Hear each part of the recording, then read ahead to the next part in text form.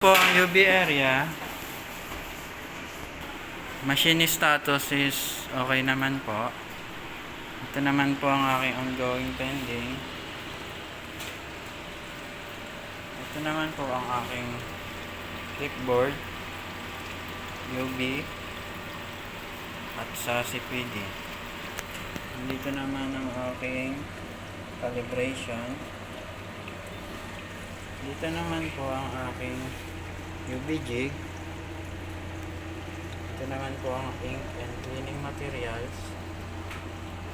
Ito naman po ang PC ng UV Mimaki 1.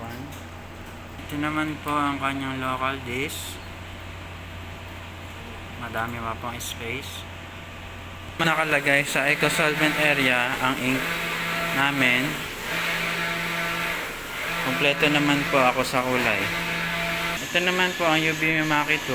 Good condition din naman po siya.